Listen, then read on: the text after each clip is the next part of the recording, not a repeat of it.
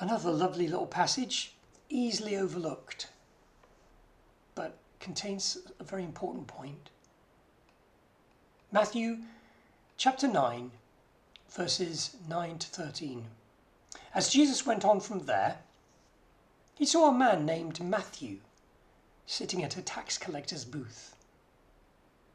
"Follow me," he told him, and Matthew got up and followed him.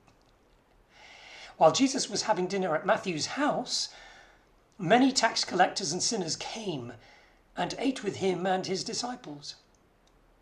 When the Pharisees saw this, they asked his disciples, "Sorry, why does your teacher eat with tax collectors and sinners?"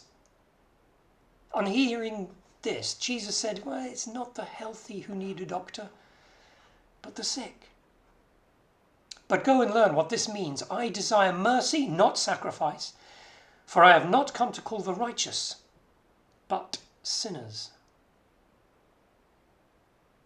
This is a key passage which shows us that Jesus doesn't want to hang out with people who think they are perfect. No. He likes to hang out with people who are outcast, as we saw with the leper. People who are alienated, like this tax collector.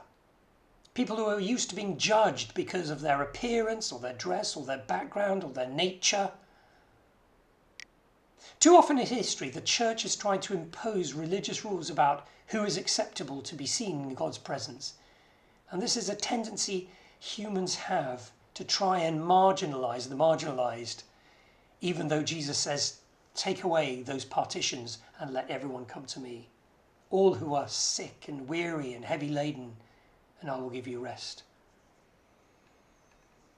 I remember once going to St. John's Cathedral in Hong Kong when I was a teenager. We used to live in Hong Kong. It's a lovely cathedral, and the pews were filled with well-dressed people who were there for a special service.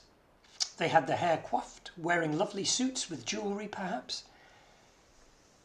And a very rough-looking tramp came in. He was dirty, barefoot, with matted hair, not very hygienically well presented, if you get my meaning. The people on the pews recoiled from him. They shifted away from him. I remember he had very long, dirty toenails. Eventually he got bored and walked off, shrugged and just sort of sloped off. I don't know whether he was escorted out later or whether he hung around or simply went back to begging. But it made me think.